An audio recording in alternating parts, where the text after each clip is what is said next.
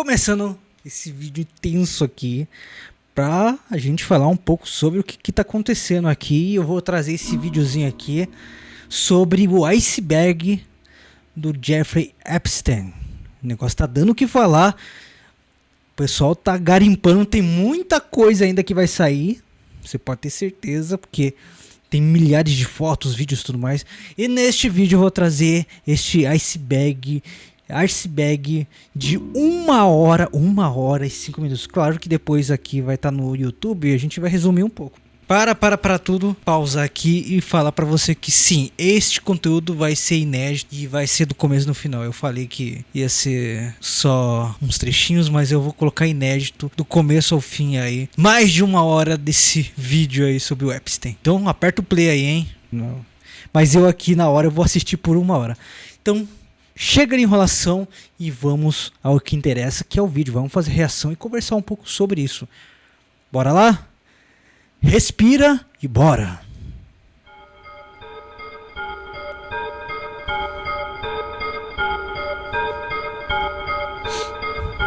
Aviso, hein? Aviso.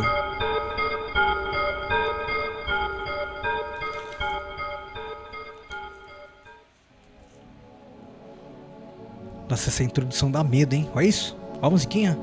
Durante décadas, um dos maiores escândalos da história moderna ficou escondido à vista de todos. Um homem com acesso aos mais poderosos do mundo, Trump, presidentes, bilionários, membros da realeza e até artistas famosos. E ao mesmo tempo, envolvido em uma rede de crimes que te chamariam de teórico da conspiração, caso você falasse sobre também, isso no passado.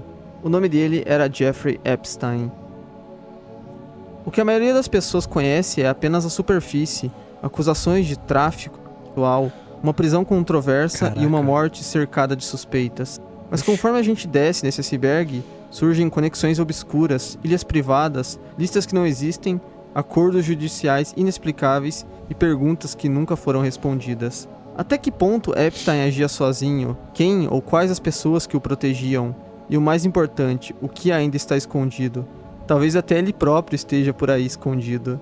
Será que ele tá vivo ainda? Então se prepare, pois hoje iremos explorar o iceberg de Tá pior que o Jeffrey Michael Epstein. Jackson.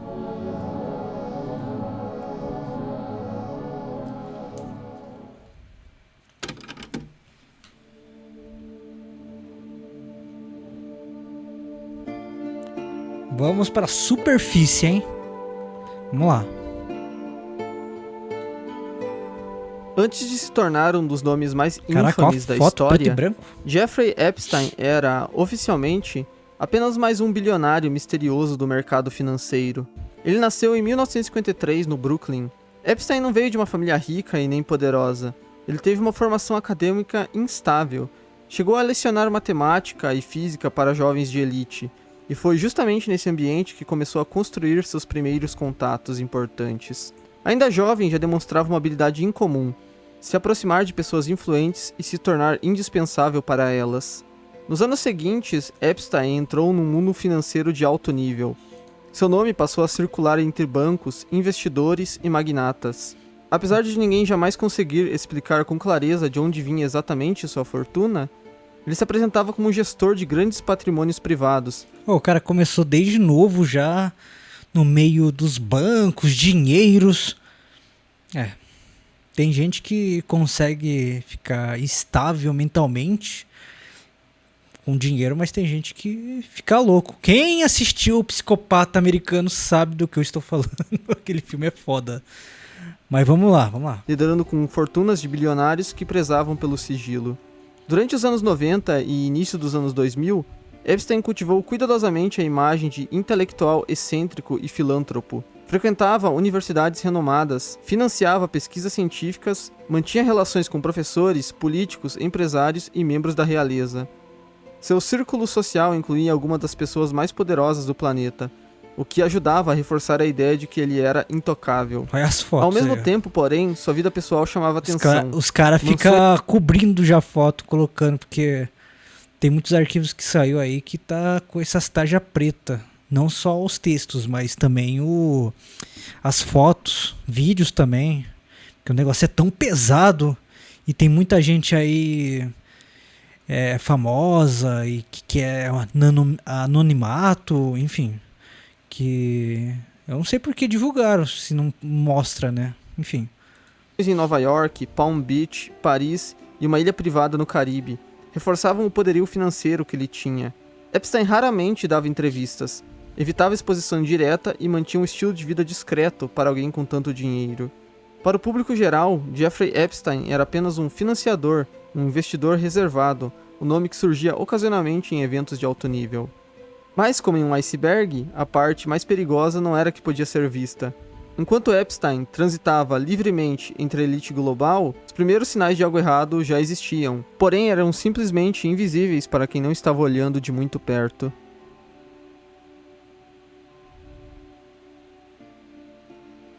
Parte fundamental do poder de Jeffrey Epstein não estava apenas em seu dinheiro ou em suas conexões, mas nos espaços físicos que ele controlava. Ao longo dos anos, Epstein acumulou propriedades em pontos estratégicos do mundo, sempre em locais que ofereciam boa privacidade, prestígio social e acesso fácil às elites. Nossa, tá muito calor aqui, hein, mano.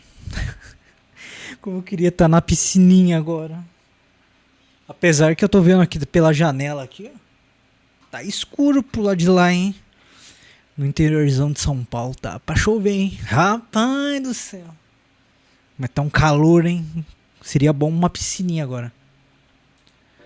Essas residências não eram apenas símbolos de riqueza. Caraca, dentro da ilha. Funcionavam como ambientes cuidadosamente planejados para encontros seletos, longe de olhares externos. Em Manhattan, Epstein possuía uma das maiores residências privadas da cidade.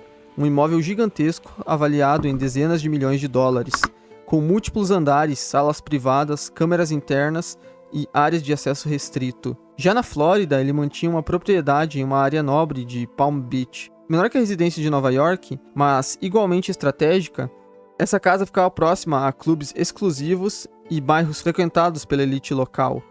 Foi ali que começaram a surgir, anos depois, os primeiros relatos dos crimes envolvendo Jeffrey Epstein. Jeffrey também possuía uma residência em Paris, localizada em um dos bairros mais valorizados da cidade. Ai, que bonito. Assim como as outras, era um local de acesso extremamente controlado. Além disso, ele tinha várias outras propriedades usadas como refúgios temporários, incluindo ranchos e casas em regiões mais isoladas dos Estados Unidos. E os caras do vídeo foca colocando as fotos dele com Trump. Ai, meu Deus do céu. Nada contra, né? Mas é um pouquinho tendencioso, né? Porque quase todas as fotos que mostram tem o Trump ali no meio. Aí o Trump já falou, não tem nada a ver com isso, ó, lavo minhas mãos. Tô liberando os arquivos aqui e lavo minhas mãos. Mas, né? É complicado, hein, Trump? Tá. Olha lá no fundo, aqui, ó. Aqui, ó. Quem tá aqui, ó. Meu Deus, quem manja de computador sabe quem é esse aqui, hein? Bill Gates, será? Olha, rapaz, velho. Olha o spoiler aí, ó. Até o Bill Gates tá ali. Ó, os Arábia aqui, ó. Uma nota de $1 autografado. Caraca, tem muitas camadas. É só essa foto, meu. Espaços ideais para encontros longe de registros oficiais ou atenção da mídia. Mas que foto estranha. Antes das denúncias, essas casas eram vistas apenas como extravagâncias de um bilionário excêntrico.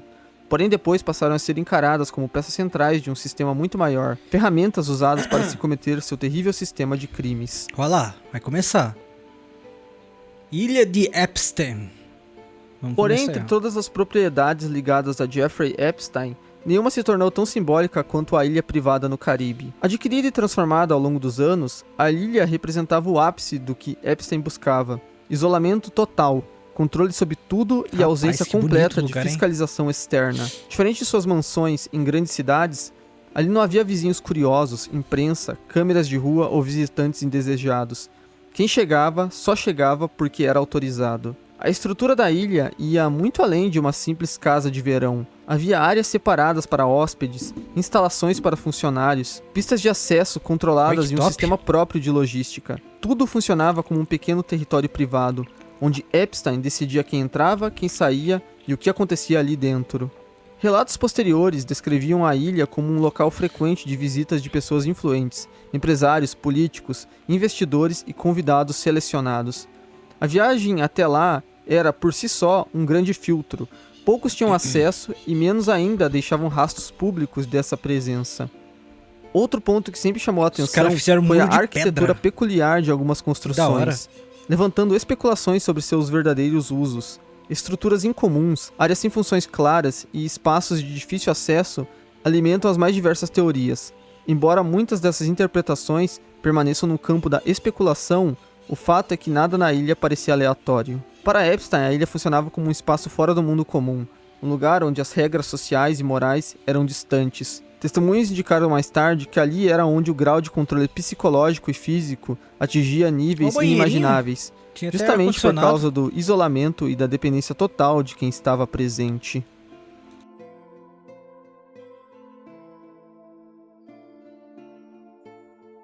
Se as propriedades de Jeffrey Epstein eram os palcos...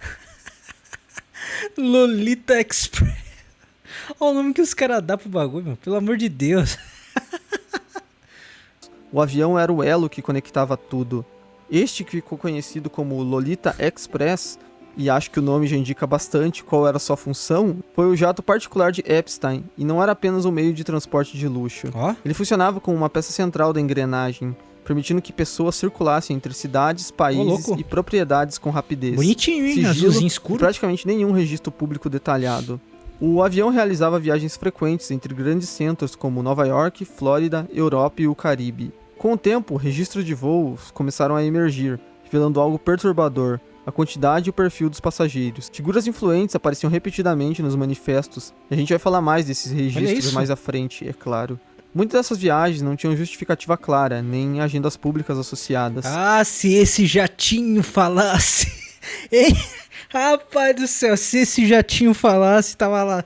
Apesar que já tem os documentos, né? Mas se esse jatinho falasse, tem muito mais podre aí, hein? Meu Deus. Outro ponto central é que o avião era um ambiente fechado e controlado, onde Epstein definia regras, rotas e companhia. Testemunhos posteriores indicaram que o jato não era apenas usado para deslocamento, mas também usado para os crimes que Epstein estava associado. Acho que vocês entenderam, né? Caraca. O nome Lolita Express se tornou simbólico justamente porque resume o que aquele avião representava, algo profundamente errado escondido sob uma aparência normal.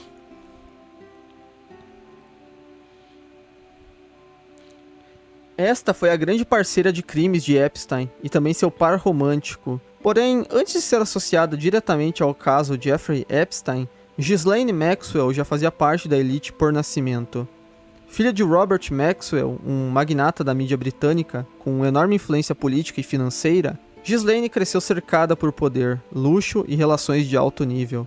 Desde jovem conviveu com políticos, empresários, membros da realeza e figuras centrais do establishment europeu. Este acesso precoce ao topo do mundo moldou sua personalidade, e principalmente sua capacidade de circular com naturalidade entre as pessoas influentes. A virada na vida de Ghislaine acontece no início dos anos 90, após a morte misteriosa de seu pai, encontrado morto no mar em circunstâncias estranho, né? Estranho.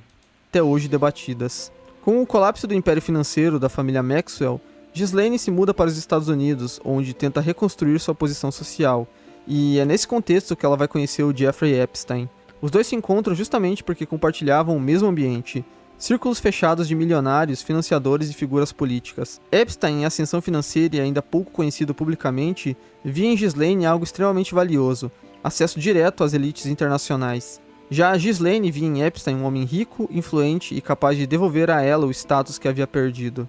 A relação entre os dois rapidamente se tornou próxima. Ghislaine passa a atuar como ponte entre Epstein e o mundo que ela já conhecia tão bem. Ela o introduz a banqueiros, acadêmicos, políticos e membros da aristocracia, ajudando a consolidar a imagem dele como filântropo, intelectual e investidor respeitável.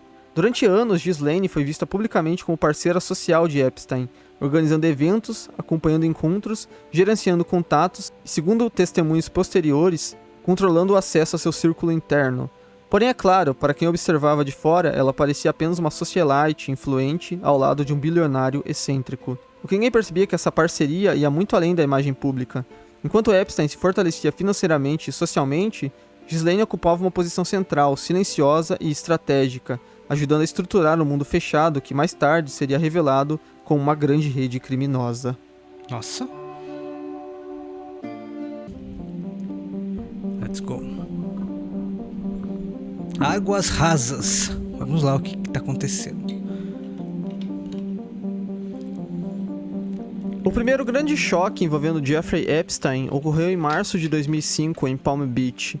Naquele mês, uma mulher procurou a polícia local alegando que sua enteada, então menor de idade, havia sido levada à residência de Epstein por mais uma jovem, uma um pouco mais velha, e aí teria sido paga para realizar um encontro inadequado com o mesmo. A denúncia deu início a uma investigação sigilosa que se estendeu por cerca de 13 meses. Durante esse período, a polícia reuniu uma grande quantidade de provas, incluindo o depoimento das vítimas e testemunhas sob juramento. A análise de registros escolares e materiais coletados tanto no lixo quanto dentro da residência de Epstein, as apurações indicaram que diversas das jovens envolvidas eram menores. A gravidade do caso levou o então chefe da polícia de Palm Beach, Michael Ritter, a criticar publicamente o promotor estadual Barry Kirshner por conduzir o caso de forma branda, o que resultou no envolvimento do FBI. As investigações revelaram a existência de câmaras ocultas na residência, além de numerosas fotografias de adolescentes espalhadas pelo local, muitas já identificadas pelas autoridades. Um ex-funcionário relatou que Epstein recebia visitas frequentes de jovens para sessões de massagem. Também surgiram suspeitas de ocultação de provas, após relatos de que equipamentos eletrônicos teriam sido removidos da casa antes de buscas oficiais. Viu uma de impressora lá?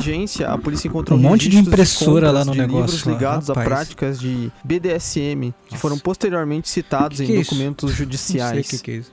Com os avanços das apurações, o FBI compilou relatórios apontando dezenas de menores como vítimas confirmadas, número que aumentaria nos anos seguintes com reportagens investigativas que sugeriram um total ainda maior. Os relatos indicavam ainda um possível esquema internacional de recrutamento, envolvendo jovens de diferentes países, inclusive o Brasil, com conexões a uma agência de modelos associada a Jean-Luc Brunel. Diante desse cenário, em maio de 2006, a polícia recomendou formalmente que Epstein fosse acusado de múltiplos crimes envolvendo exploração sexual de menores. Tudo indicava que ele enfrentaria um processo criminal severo. No entanto, o caso tomou um rumo inesperado quando o promotor decidiu levá-lo a um grande júri e apresentou apenas uma parcela limitada das provas reunidas. O resultado foi uma única acusação de solicitação de prostituição, significativamente mais branda do que as acusações recomendadas. Vamos lá. Epstein declarou-se inocente e, amparado por uma equipe de advogados extremamente influentes, conseguiu negociar um acordo judicialmente favorável. Esse acordo poupou de um processo federal, resultou em uma pena mínima e garantiu privilégios incomuns, além de imunidade. Será que eu consigo contra novas ações relacionadas ao caso? Dá pra ver assim, aqui, apesar das evidências, o número de vítimas e da atuação do FBI, Epstein saiu praticamente impune. Ô louco, ele conseguiu sair impune.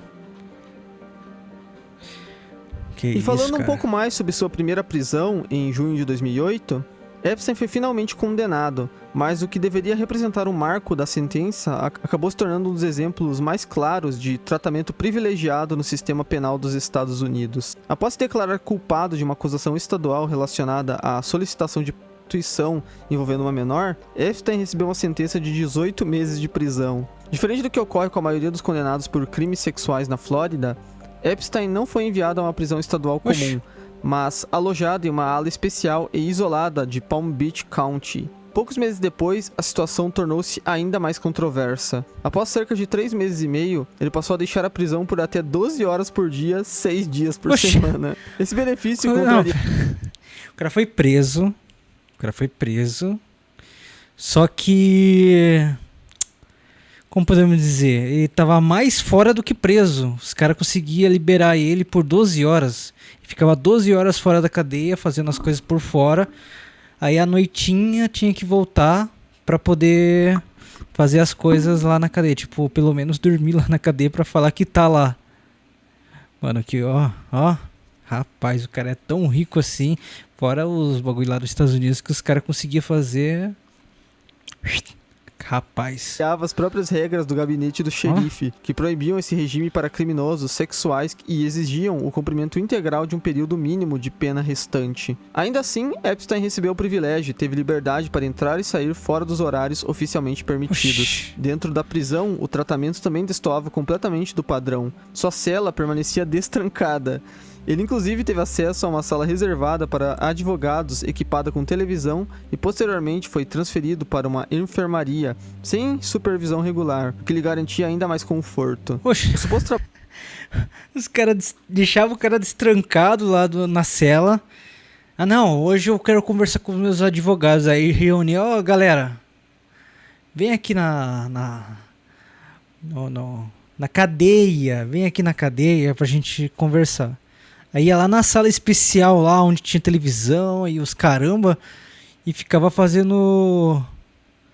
assistindo filme, conversando, bebendo, as coisas. Cara, que bizarro, é sério isso, cara? Fazia festinha lá com os advogados, sossegar fora o que, né, foi falado ali, que o cara conseguia ficar por fora por 12 horas ali. Mas tinha que voltar da cadeia depois, à tardezinha. Deu 6, 7 horas da tarde. Da tarde não, da noite. Deu 6, 7 horas da noite. Ó, volta, porque senão, ó... O trabalho que ele tinha que fazer ali consistia em atuar no escritório de uma fundação criada por ele pouco antes de se apresentar à prisão, entidade que foi dissolvida logo após o término de sua pena. Mano. Além disso, a própria organização de Epstein pagou cerca de 128 mil dólares ao gabinete do xerife para cobrir custos extras relacionados ao seu regime especial. Os agentes responsáveis por monitorá-lo recebiam horas extras financiadas por Epstein, vestiam trajes formais e atuavam na prática como seguranças particulares, controlando visitantes registrados em uma espécie de recepção. Esses registros potencialmente sensíveis foram posteriormente destruídos sob justificativas administrativas, enquanto documentos similares da prisão foram preservados. Epstein também teve autorização para utilizar motorista particular e circulava livremente entre a prisão, o escritório e compromissos pessoais. Eu vou ter que rever essa parte. Tomara que não esteja estourado minha cara. Calma aí, eu vou rever essa parte aqui. Calma aí. O que ele falou? Trajes formais e atuavam na prisão. Tá. Entidade que foi dissolvida logo após o término de sua pena. Além disso, a própria organização de Epstein pagou cerca de 128 mil dólares ao gabinete do xerife para cobrir custos extras relacionados ao seu regime especial. Os agentes responsáveis por monitorá-lo recebiam horas extras financiadas por Epstein, vestiam trajes formais e atuavam na prática como seguranças particulares, controlando visitantes registrados em uma espécie de recepção. Esses registros potencialmente sensíveis foram posteriormente destruídos sob justificativas administrativas, enquanto documentos similares da prisão foram preservados. Epstein também teve autorização... Caralho, o cara era tão rico e conseguia manobrar os negócios ali que tipo o cara fazia... A segurança, ó, você pode entrar, você não pode. Ah, pode vir. Ah, você... Pode vir. Não quero esse cara aqui não. Esse cara aqui eu não quero não, pode manda embora. Mano, caraca, esse Epstein aí é... Caraca, que loucura, hein, que loucura.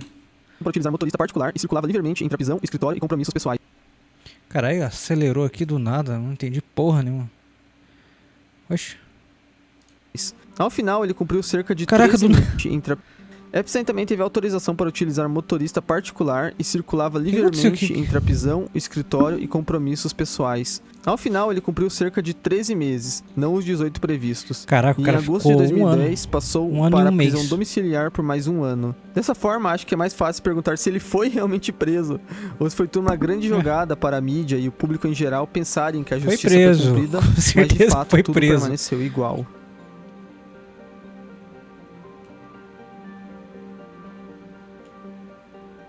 Com o avanço das investigações e das reportagens ao longo dos anos, ficou claro que Jeffrey Epstein não era acusado por um caso isolado, mas por um padrão repetido de abuso envolvendo dezenas de vítimas. Embora muitas delas permaneçam anônimas por razões legais e pessoais, algumas histórias se tornaram centrais para compreender a dimensão do esquema. Uma das vítimas mais conhecidas é Virginia Giuffre. Ela afirmou ter sido recrutada ainda adolescente enquanto trabalhava em um spa em Palm Beach. Segundo seu relato, Epstein e Ghislaine Maxwell a aliciaram prometendo ajuda financeira e posteriormente a colocaram em situações de exploração envolvendo não apenas Epstein, mas também homens poderosos apresentados por ele. Alguém tá aqui de novo aí, ó. Depois deu de... eu não sei, eu nunca vi, eu só via de longe o cara e fazer uma foto. Depois eu não sabia o que fazia.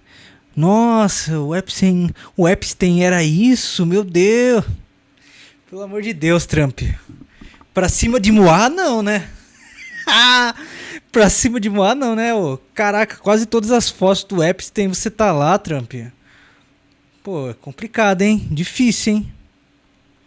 E eu falo isso porque os documentos que, claro, liberaram, que ele falou que liberou, a maioria tá lá com a tarja preta, não consegue ver, e nem as fotos.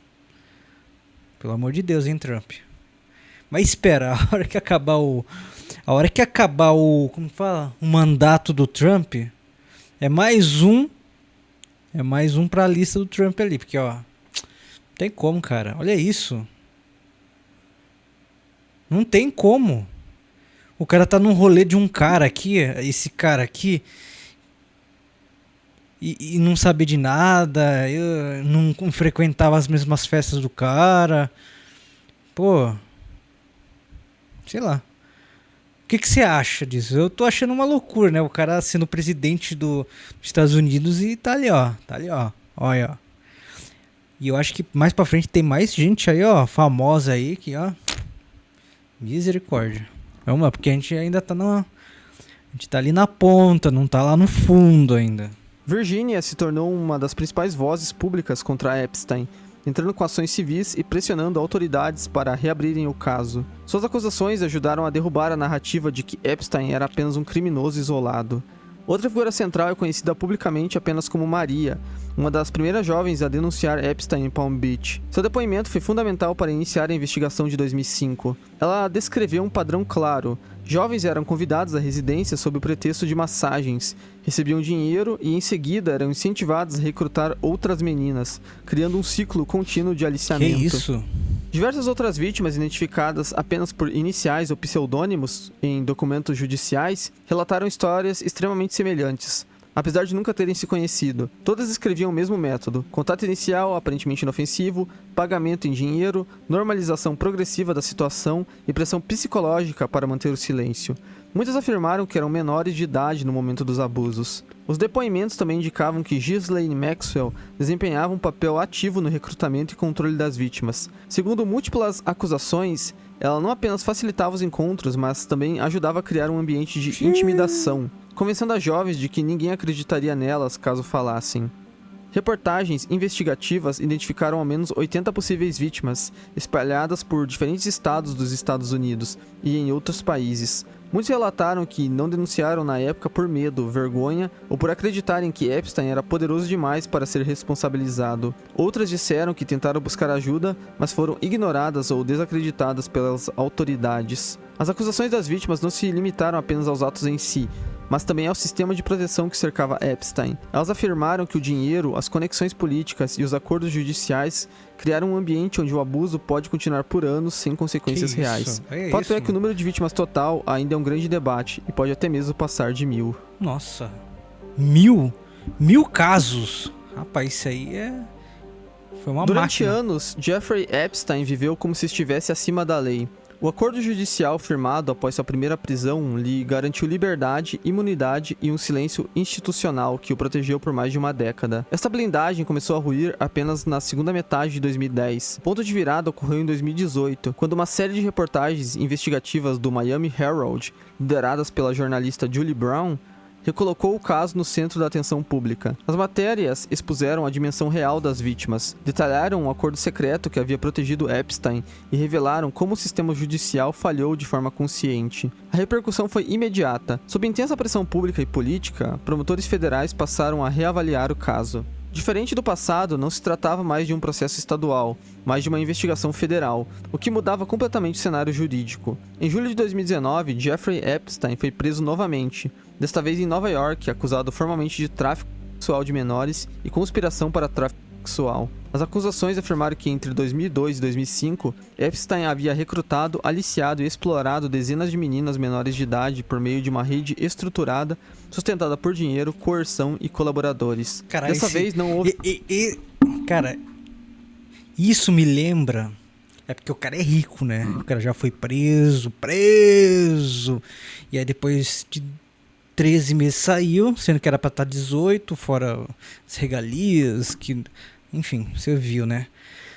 E aí a gente entra num assunto que bateu um pequeno flashback. Me lembra muito o caso do Jeffrey Dahmer. Ele caçava suas vítimas por causa da etnia, né? Que era o pessoal negro e gay, né? Então, e como ele era branco, naquela época a voz do pessoal era muito difícil, mano. Denúncia, essas coisas. E cara, chegou ao extremo pra polícia conseguir ir lá e abrir a porta e ver, caraca, mano, o que o cara tá fazendo aqui no kitnet dele, tá ligado? Tá matando os caras, tá comendo, não sei. Cara, muito louco, mano. Sendo que o pessoal que morava lá sentiu o cheiro e fazia as denúncias e a polícia, ó, tava nem aí, mano. Caraca, mano. Teve que chegar no extremo. A mesma coisa daqui, mano. O cara foi preso, saiu, teve as regalias dele, pá. E aí, vamos que a história ainda tá... Ó, tem muita coisa aqui. Mas você vê que o negócio aqui é influência e dinheiro, cara. Influência e dinheiro. De acordo fácil, o juiz federal considerou Epstein um alto risco de fuga. Mesmo após sua defesa oferecer fiança milionária, vigilância privada e prisão domiciliar em uma mansão, o pedido foi negado e Epstein foi enviado ao Centro Correcional Metropolitano de Nova York. Tem uma carteirada que fala assim, eu pago milhões pra ficar fechar eu no cubículo. Só que a turma fala assim, pô, cara, olha o que você tá fazendo, cara. Já foi preso uma vez, vai ter que ir preso de vez mesmo. Vamos lá. Pelas condições severas. Pela primeira vez, Epstein estava efetivamente detido. A diferença central dessa segunda prisão estava no contexto. O caso era federal. A imprensa acompanhava cada movimento, as vítimas estavam organizadas e sendo ouvidas, e o acordo anterior passou a ser amplamente visto como ilegal e imoral. O cerco se fechava não apenas sobre Epstein, mas sobre toda a rede ao seu redor. No entanto, o processo nunca chegou ao julgamento, já que em 10 de agosto de 2019, menos de um mês após sua prisão, Jeffrey Epstein foi encontrado morto em sua cela.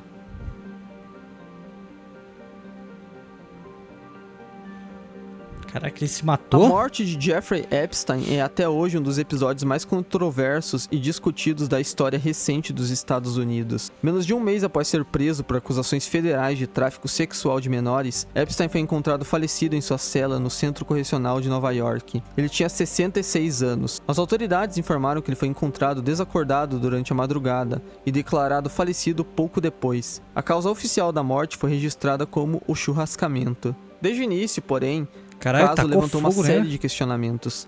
Epstein estava detido em uma prisão federal de segurança máxima e era considerado um preso de alto perfil.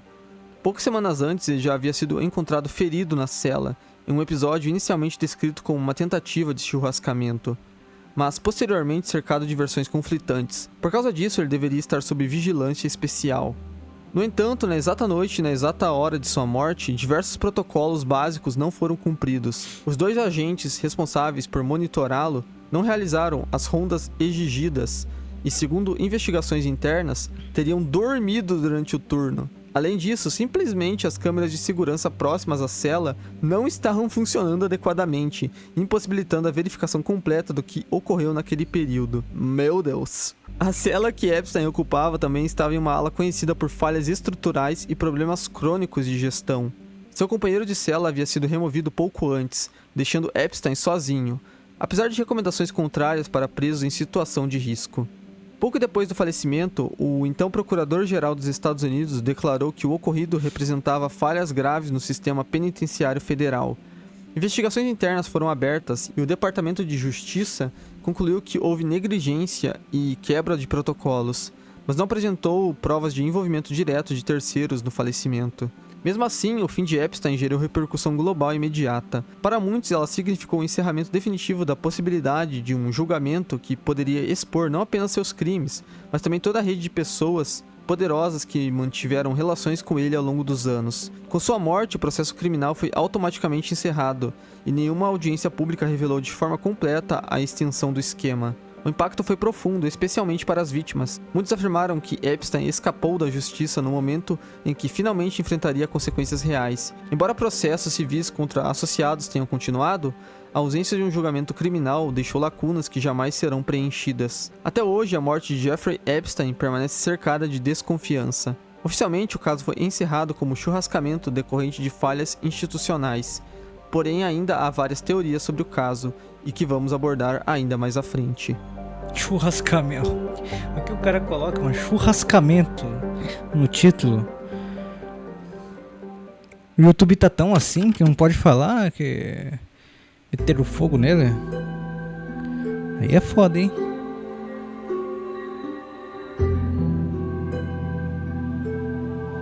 Águas Médias. Nossa, tá na Águas Médias ainda, caraca.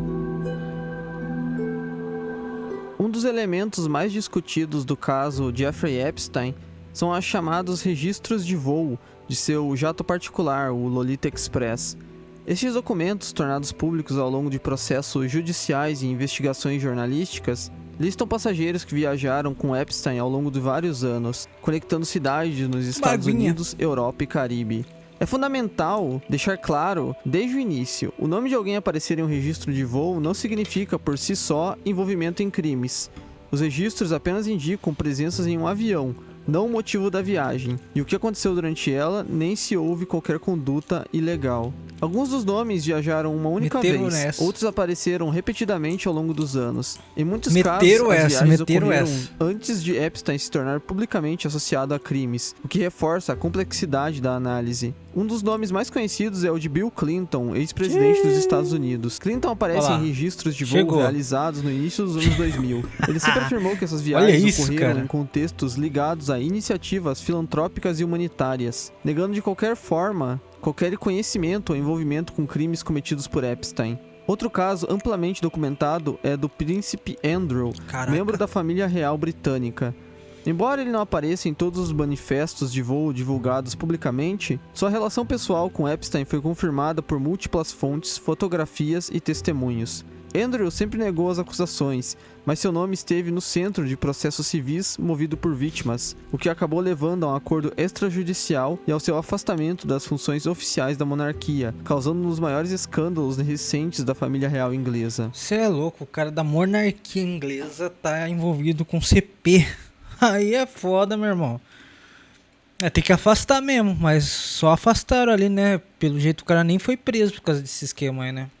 O ator Kevin Spacey também teve seu nome citado em alguns registros e relatos associados ao círculo social de Epstein. Spacey também negou qualquer envolvimento ilegal e nunca foi acusado totalmente de conexões com os crimes de Epstein. Seu nome costuma aparecer mais como parte do ambiente social frequentado pelo financista do que como elemento central das investigações, por mais que Kevin também tenha histórico com esse tipo de acusação. Por fim, Jean-Luc Brunel, agente de modelos francês, é um dos nomes mais frequentemente associados a Epstein de forma negativa. Brunel foi mencionado repetidamente por vítimas como alguém que teria atuado ativamente no recrutamento de jovens, muitas vezes usando o mundo da moda como fachada. Seu nome aparece em diversos depoimentos e investigações, sendo considerado uma peça importante na engrenagem do esquema internacional ligado a Epstein. Além desses, há dezenas de outros nomes menos conhecidos do grande público, incluindo executivos, professores universitários, investidores e figuras políticas estrangeiras. Muitos deles jamais foram acusados formalmente de qualquer crime e afirmam que o contato com Epstein foi limitado ou profissional. Outro ponto relevante é que nem todas as viagens foram registradas.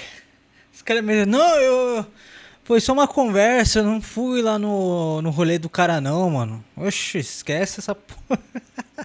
Agora ninguém sabe nada.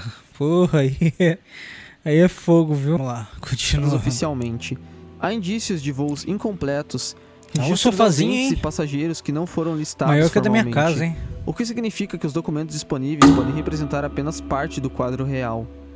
Após a morte de Epstein, muitos esperavam que os registros de voo servissem como um ponto de partida para investigações mais amplas. No entanto, sem um julgamento criminal e com limitações legais, grande parte desses nomes nunca foram formalmente questionados em tribunal.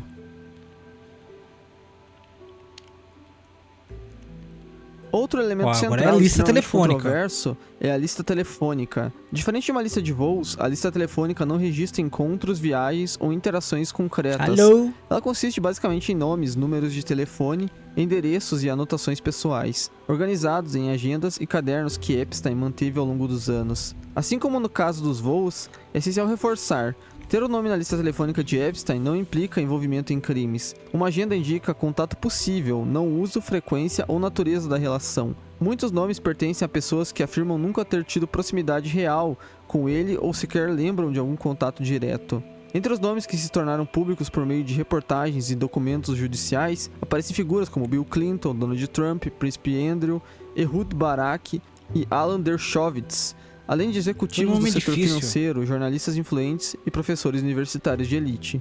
Muitos desses nomes aparecem acompanhados de múltiplos números ou endereços, sugerindo tentativas repetidas de contato ou proximidade contínua. O que mais chamou a atenção dos investigadores e da imprensa não foi apenas quem estava listado, mas a diversidade de esferas de poder reunidas em um único círculo. A agenda de Epstein funcionava quase como um mapa de acesso: política, finanças, ciência, mídia e aristocracia internacional interligadas por um único intermediário. Outro ponto sensível é que algumas vítimas relataram que Epstein utilizava sua rede de contatos como instrumento de intimidação psicológica, insinuando que tinha proteção de pessoas poderosas, mesmo sem provas de que esses contatos participavam de crimes. O simples fato de seus nomes constarem na agenda reforçava a percepção de impunidade e influência. Há também registros de contatos ligados a recrutamento, como agentes de modelo, assistentes pessoais, pilotos e intermediários, alguns dos quais foram posteriormente citados em depoimentos de vítimas, como participantes ativos na logística de aliciamento. Assim como ocorre com os registros de voo, a lista telefônica é considerada incompleta.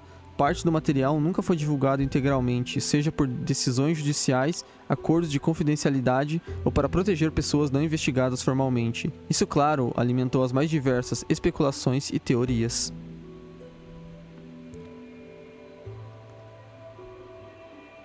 Agora, Bill Clinton é uma das figuras políticas mais conhecidas do cenário internacional.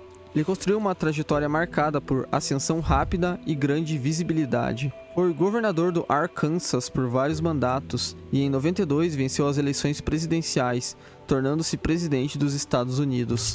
Cargo que ocupou entre 93 e 2001. Seu governo coincidiu com um período de crescimento econômico, superávites fiscais e forte presença diplomática dos Estados Unidos no mundo. Tem dois presidentes dos Estados Unidos, que é o Bill Clinton,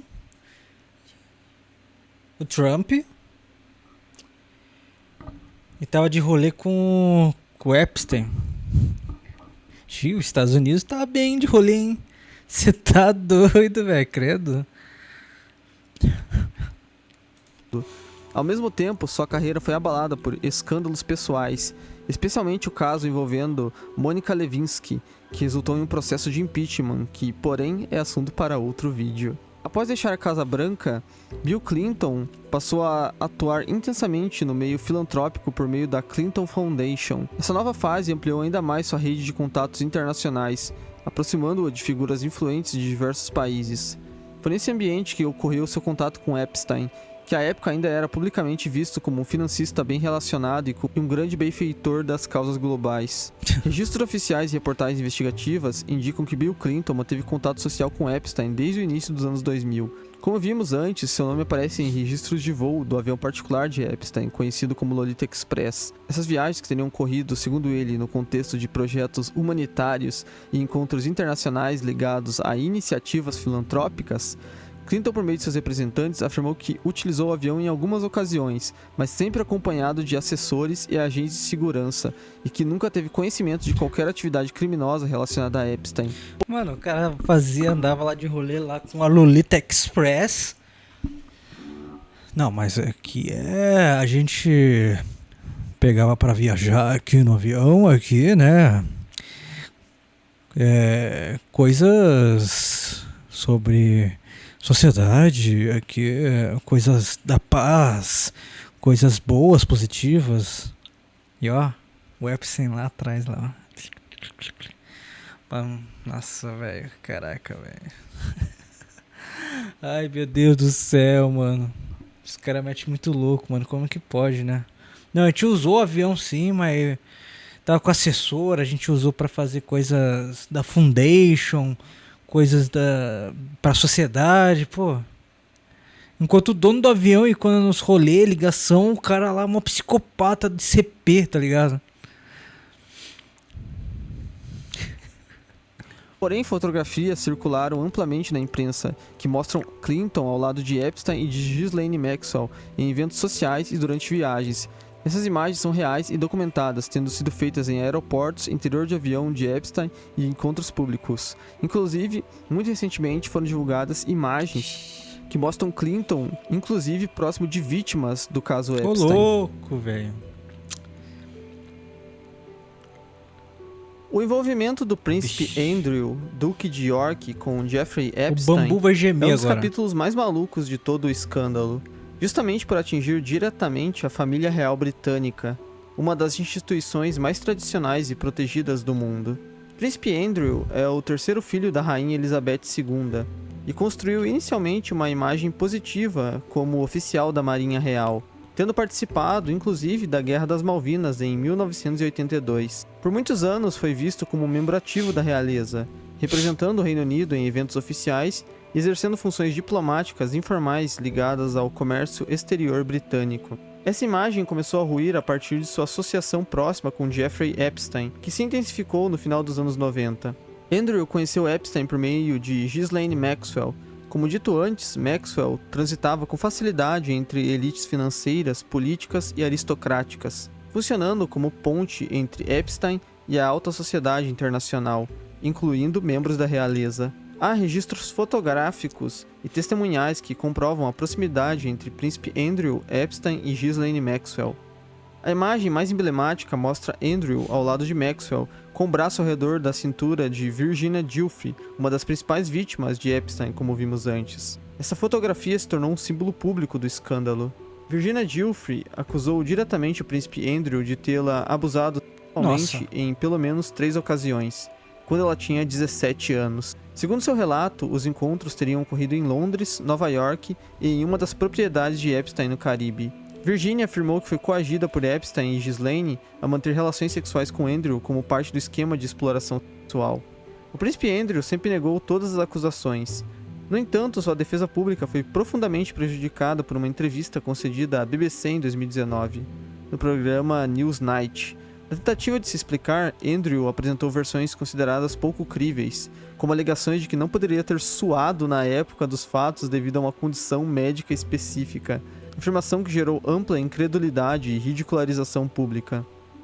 Pouco depois da entrevista, o príncipe Andrew foi afastado de todas as suas funções reais, e em 2022 ele chegou a um acordo financeiro extrajudicial com Virginia, encerrando o processo civil nos Estados Unidos. Embora o acordo não tenha incluído a admissão formal de culpa, ele envolveu o pagamento de uma multa milionária, interpretada por muitos como uma tentativa de evitar que o caso avançasse para a fase de depoimentos e produção de provas.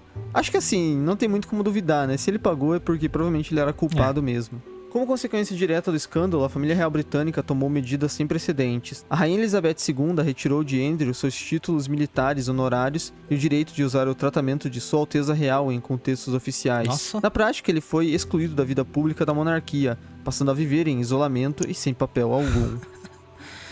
Sai daqui. E agora? Donald Trump é uma das figuras mais polarizadoras da política contemporânea dos Estados Unidos. Nascido em 46, herdou e expandiu o império imobiliário da família, transformando seu nome em uma marca associada a hotéis, cassinos e empreendimentos de luxo. Ao longo das décadas de 80 e 90, tornou-se uma celebridade midiática, presença constante em colunas sociais, programas de TV e eventos da elite nova-iorquina. Em 2016, venceu as eleições presidenciais e governou os Estados Unidos entre 17 e 21. Mais recentemente, venceu novamente, se tornando o atual presidente dos Estados Unidos, na data de publicação desse vídeo. Foi justamente nesse ambiente social de Nova York, nos anos 90 e início dos anos 2000, que Trump e Epstein se cruzaram. Ambos frequentavam círculos semelhantes. Fotos e vídeos da época mostram Trump e Epstein juntos em eventos sociais, incluindo festas realizadas em Mar-a-Lago, clube privado de Trump na Flórida. Em um evento amplamente divulgado, gravado em 92, Trump aparece conversando e rindo com Epstein durante uma festa, observando mulheres que circulavam pelo local. Trump chegou a falar publicamente sobre Epstein em uma entrevista de 2002 à revista New York Magazine. Na época, descreveu Epstein como alguém que gostava de mulheres bonitas e observou que muitas delas eram bem jovens. Essa declaração, feita anos antes das denúncias virem a público, passou a ser amplamente citada após o escândalo ganhar repercussão global, por sugerir que o comportamento de Epstein já era, no mínimo, conhecido como estranho em certos círculos. Apesar dessa convivência social documentada, não há registros oficiais que indiquem que Donald Trump tenha viajado de avião com Epstein ou visitado suas propriedades privadas. Aqui, o nome de Trump não aparece no Olha lá. Caraca, mano. Ô Trump. registros de voo conhecidos do Lolita Express. Após a prisão de Epstein em 2019, Trump afirmou que não mantinha contato com ele havia muitos anos e que o havia banido de Mar-a-Lago no início dos anos 2000, supostamente após um desentendimento relacionado ao comportamento de Epstein como uma funcionária ou associada do clube. Essa versão foi confirmada por algumas pessoas ligadas ao resort, embora os detalhes do episódio nunca tenham sido totalmente esclarecidos. No campo judicial, Trump nunca foi condenado ou formalmente acusado de envolvimento nos crimes de Epstein. No entanto, em 2016, durante a campanha presidencial, surgiu um processo civil anônimo que o citava, junto com Epstein, em acusações de abuso ocorrido anos antes. Esse processo foi posteriormente retirado antes de chegar a julgamento, e Trump negou categoricamente qualquer envolvimento. O caso, embora não tenha avançado judicialmente, contribuiu para ampliar o debate público sobre a extensão da rede social de Epstein.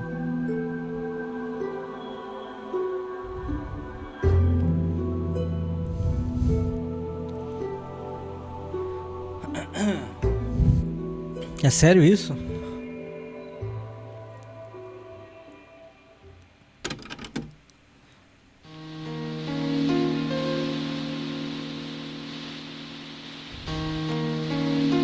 Agora o negócio vai aprofundar. Nossa, Michael Jackson. O suposto envolvimento de Michael Jackson com Jeffrey Epstein. Não, cara. O que eu faço, gente, com Michael Jackson, velho? É um dos pontos mais delicados e frequentemente distorcidos dentro do escândalo, justamente por envolver duas figuras cercadas por controvérsias próprias. Diferente de outros nomes ligados a Epstein, o caso de Michael Jackson exige cuidado, porque não existem acusações formais nem testemunhos de vítimas que liguem Michael aos crimes de Epstein. O que existe, comprovadamente, é o contato social pontual e registros de foto, e é a partir disso que surgiram especulações. Michael Jackson foi um dos maiores artistas da história da música, porém que durante muito tempo conviveu com acusações graves de abuso infantil. Acusações que ele sempre negou e pelas quais foi absolvido criminalmente em 2005, embora o debate público tenha continuado até os dias de hoje. Jeffrey Epstein e Michael Jackson circularam em ambientes sociais semelhantes, e há fotos conhecidas dos dois juntos, especialmente em eventos sociais dos anos 90. Essas fotos são reais e verificáveis e costumam ser usadas como base para insinuações de proximidade. No entanto, não há evidências de uma relação próxima ou contínua entre Jackson e Epstein.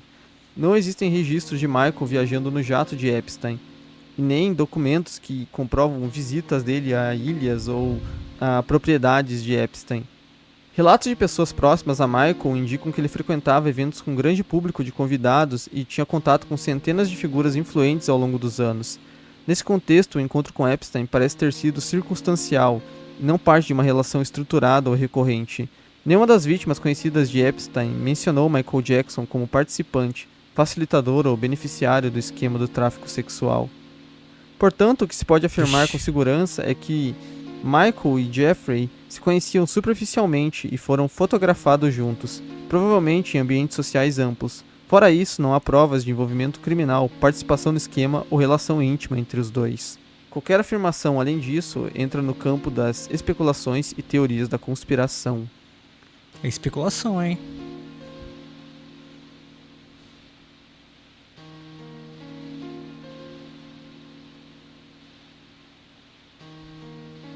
E citando agora outros nomes, esses sim ligados de forma mais clara ao caso Epstein, um dos nomes mais recorrentes é o do já citado agente de modelos francês Jean-Luc Brunel.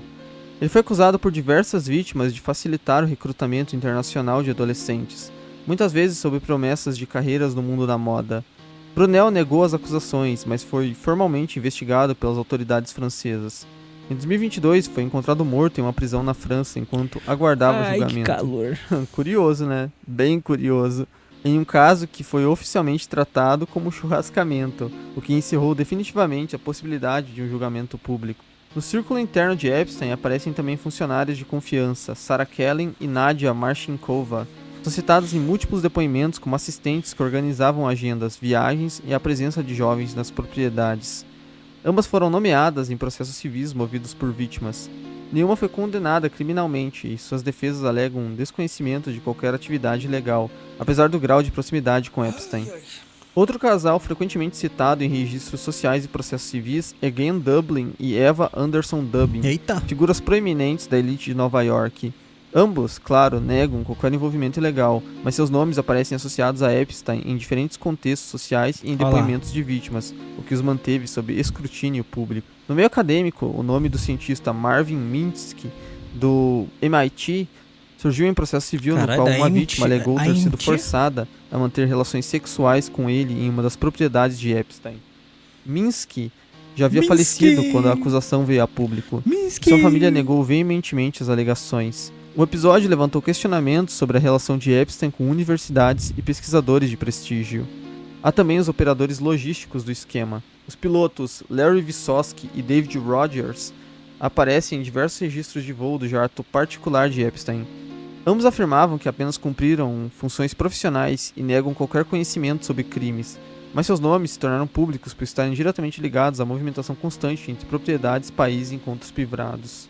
E é justamente por essa quantidade de envolvidos que eu nem comecei a citar, né? São milhares, provavelmente muito mais do que a gente pode imaginar, na verdade, que a grande maioria estão aí ainda nas sombras e que faz com que o caso de Epstein continue sendo visto como um dos maiores símbolos de impunidade estrutural da história recente e provavelmente será visto assim por muito tempo. Rapaz, que medo. Crimes enquanto era professor. Caralho, o cara era professor. Ex-alunos de Jeffrey Epstein afirmam não se lembrar de comportamentos explicitamente ilegais durante o período em que ele atuou como professor, mas relatam impressões variadas e, em alguns casos... Que isso, cara? Meu Deus, cara, o cara era professor. Confortáveis. Segundo reportagens da NPR e do New York Times, alguns ex-estudantes o recordam como um professor habilidoso e carismático, enquanto outros o descrevem como pouco qualificado, bajulador e socialmente estranho. Vários ex-alunos relataram que a forma como Epstein se relacionava com alunas chamava atenção desde aquela época. Ele era frequentemente visto cercado por estudantes do sexo feminino, fora do horário de aula, algo que, embora não envolvesse denúncias formais de conduta sexual, era percebido como inadequado para um membro do corpo docente. Um ex-aluno afirmou que Epstein parecia excessivamente presente entre as alunas durante momentos informais, o que causava desconforto entre outros estudantes. Outro descreveu uma sensação leve de estranheza, afirmando que a atenção constante de garotas a um professor soava no mínimo preocupante. Há também relatos de que Epstein teria comparecido a festas onde estudantes menores de idade consumiam álcool, o que reforçou para alguns ex-alunos a percepção de falta de limites profissionais claros. Ainda assim, nenhum deles afirmou ter presenciado abusos ou atos sexuais diretos naquele período. As memórias não são unânimes. Que medo, o cara tem um quadro de uma janela pintada. Mano, que medo, velho, sério.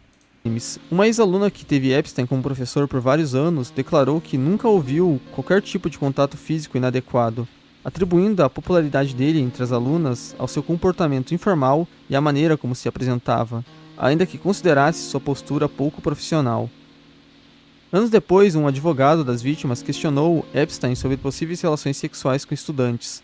Ao ser perguntado especificamente sobre o período em que lecionava, ele negou. Questionado se teria se envolvido com ex-alunas após deixar a escola, respondeu que não se lembrava de nada nesse sentido.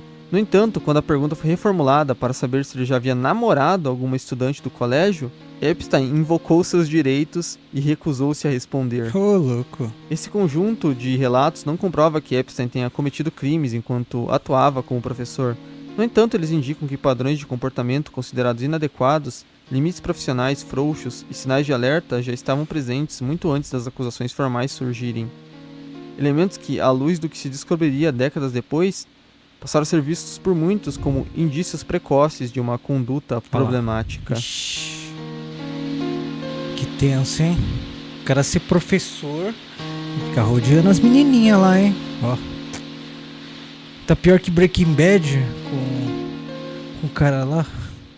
Depois saiu, tava com câncer, foi fazer metafetamina lá.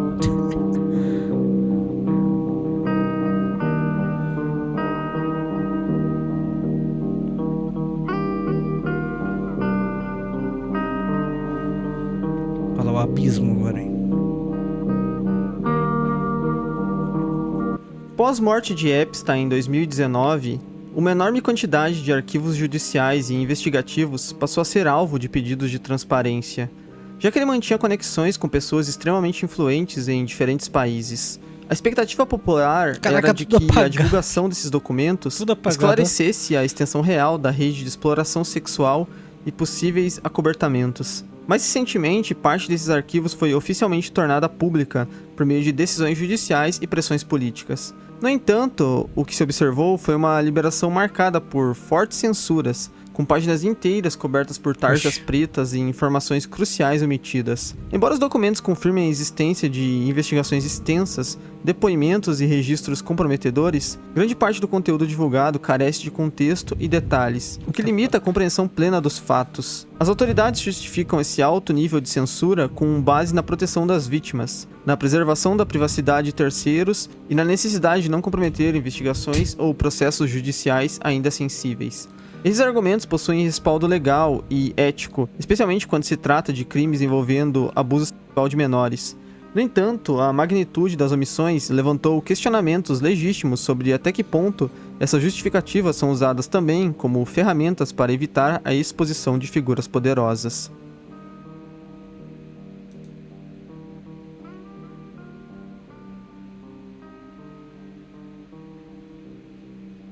Além dos crimes sexuais que tornaram seu nome mundialmente conhecido, Jeffrey Epstein também demonstrou atenção por um interesse ideológico profundamente controverso, a eugenia. Epstein nutria uma obsessão com genética, hereditariedade e a ideia de aperfeiçoamento da espécie humana, conceitos associados a teorias eugenistas. A eugenia defende a seleção de características consideradas superiores em seres humanos. No contexto moderno, esse pensamento é amplamente rejeitado por sua incompatibilidade com princípios éticos, científicos e de direitos humanos. Ainda assim, Epstein parecia fascinado pela possibilidade de aplicar avanços científicos contemporâneos como engenharia genética e reprodução assistida a uma visão de que eu quero treinar diversas mulheres para gerar descendentes com determinadas características intelectuais e físicas. Essa postura revela não apenas uma visão instrumentalizada do corpo feminino, mas também uma lógica eugênica clássica, na qual indivíduos são reduzidos a meios para um suposto fim biológico superior.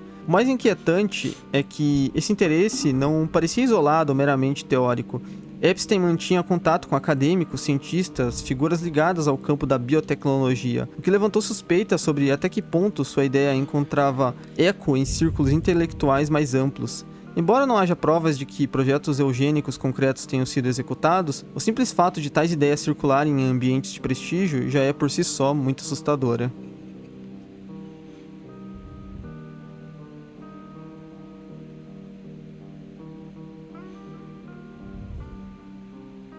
Entre as teorias mais interessantes envolvendo Jeffrey Epstein está a possibilidade de que ele não fosse apenas um criminoso sexual, mas sim alguém conectado a estruturas de inteligência internacional. Dentro desse contexto, surge frequentemente a hipótese de uma ligação com o Mossad, o serviço secreto israelense. Um dos elementos mais citados por quem defende essa teoria é um e-mail atribuído a Epstein, datado de 2018, na qual ele ironicamente afirma não ser do Mossad, em um tom que parece ser bastante sarcástico, quase como uma piada. A interpretação sugere que a frase poderia refletir o fato de que rumores sobre essa ligação já circulavam naquele período, transformando a negação em uma espécie de comentário irônico direcionado a alguém que já conhecia as suspeitas.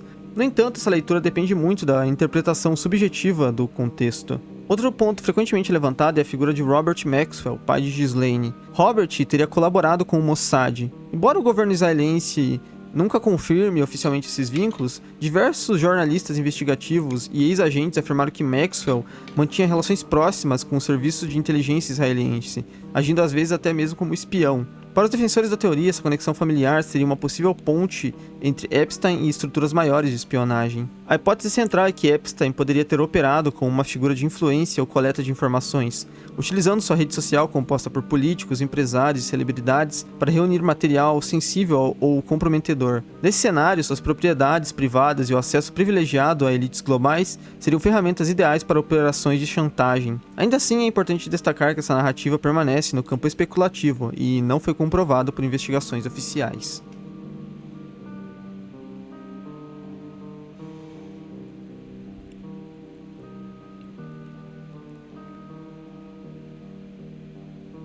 Entre as curiosidades mais estranhas que surgiram ao redor do caso de Jeffrey Epstein, estão algumas conexões inesperadas com a cultura da internet e comunidades online. Uma das coincidências mais citadas envolve uma interação entre Epstein e Christopher Pohl, o criador do 4chan. Epstein teve contato com o criador e poucos dias depois surgiu uma aba dedicada a conteúdos politicamente incorretos no site. A sequência temporal parece sugestiva, levantando hipóteses sobre possíveis interesses em criar ambientes online onde ideias radicais, desinformação ou discussões extremas pudessem se espalhar de forma orgânica e difícil de rastrear. Outra história que ganhou enorme repercussão online envolve Ghislaine Maxwell e sua presença no Reddit. Durante anos, usuários apontaram que uma conta com mais alto nível de karma de todo o Reddit, conhecida como Maxwell Hill, teria padrões de atividade considerados suspeitos. Alguns observaram que a conta era extremamente ativa em discussões políticas e possuía acesso antecipado a certas notícias e teria parado abruptamente de postar no período em que Maxwell foi presa em 2020. Para muitos, essa coincidência levantou a hipótese de que a conta poderia pertencer a ela. O que antes era uma teoria parece agora ser totalmente confirmada dentro dos novos arquivos divulgados de Epstein. O que é muito bizarro, pois deixa a gente pensando até que nível Epstein e Ghislaine podem ter influenciado na criação de subculturas da internet que hoje são extremamente conhecidas. Caraca! Foi graças aos dois que existe o Reddit e o 4chan? Rapaz do céu. Não, louco. Sério isso? Isso aqui é de explodir a cabeça, velho. Seguidas por muita gente.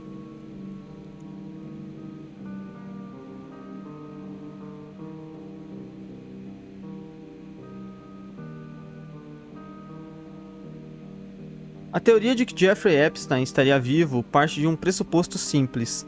As circunstâncias oficiais de sua morte são incompatíveis com o nível de poder, risco e informação que ele representava. Epstein não era apenas um criminoso pessoal, ele era um nó central em uma rede que conectava políticos, bilionários, membros da realeza, cientistas e agentes de influência internacional. O primeiro ponto que sustenta essa teoria é, como já citamos na suposição da fuga, a sucessão de falhas simultâneas na noite da suposta morte.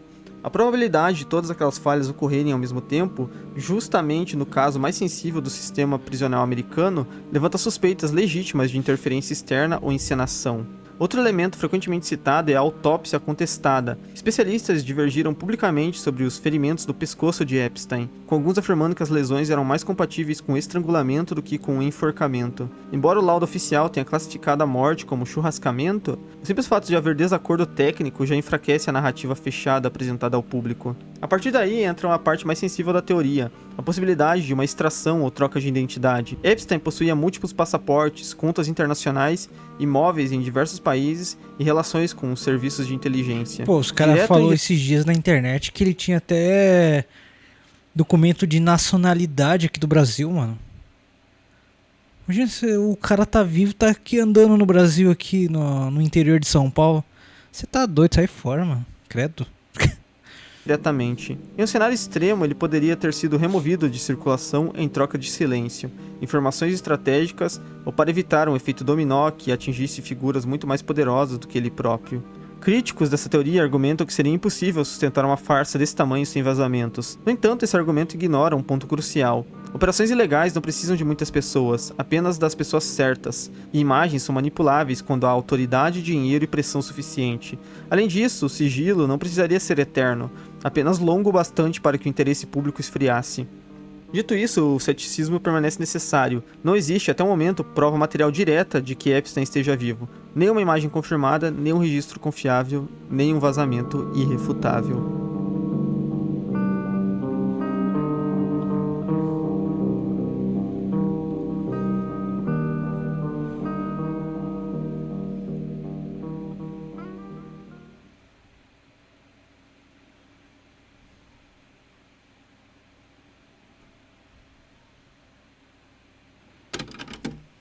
Nossa, vai piorar ainda.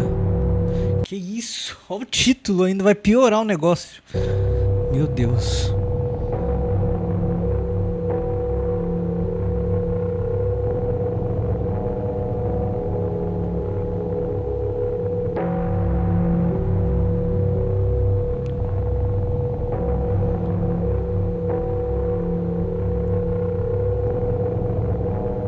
Caraca. Entre as camadas mais extremas e controversas das teorias que cercam o caso de Jeffrey Epstein, surgem alegações que vão além do abuso sexual, tráfico e chantagem política, entrando em territórios muito mais sombrios, incluindo acusações de rituais violentos e até canibalismo.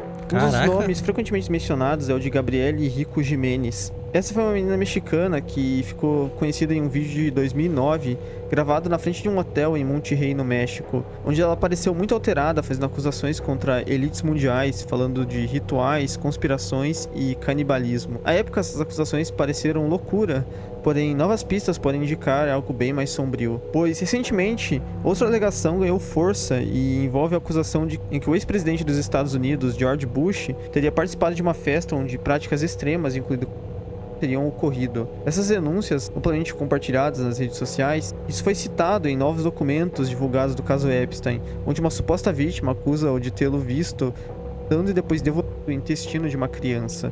Porém, é importante citar que na própria página 2 do documento, o próprio FBI desacredita da testemunha, por diversos motivos que recomendo vocês lerem pessoalmente, que é bastante coisa.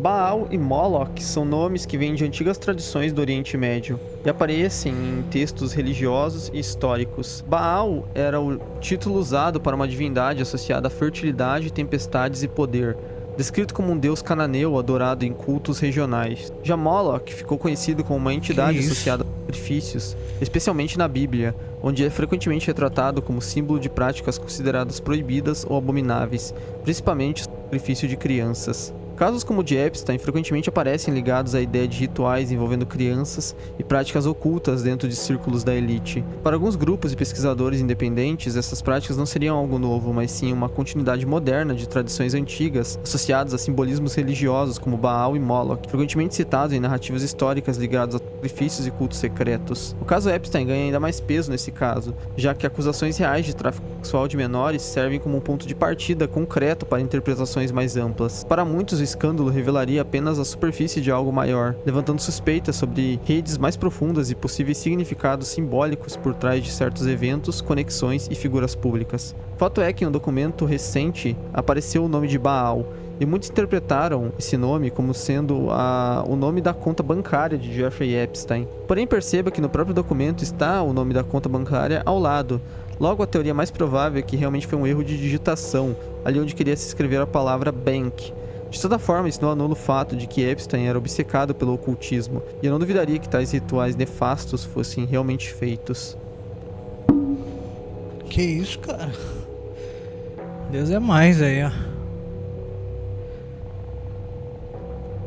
Nossa, só a ponta do iceberg. No fim das contas, independente das teorias que cercam o nome de Epstein, uma sensação permanece constante, a de que ele nunca tenha sido o centro da história, mas apenas a parte visível de algo muito maior.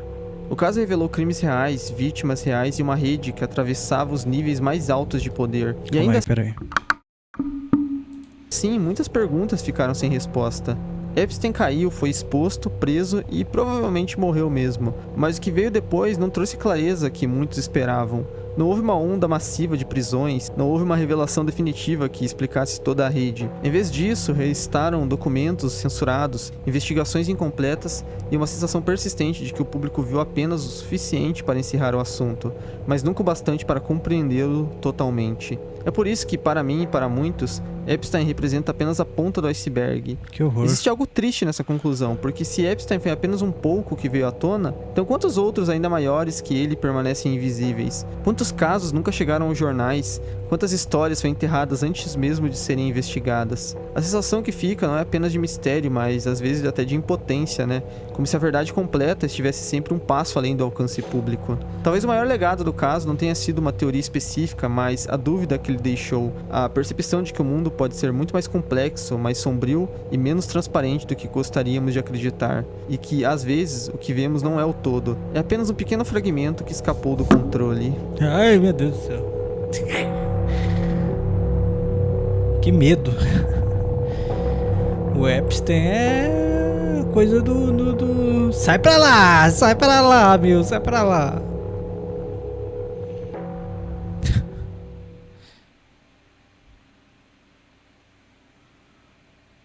Acabou?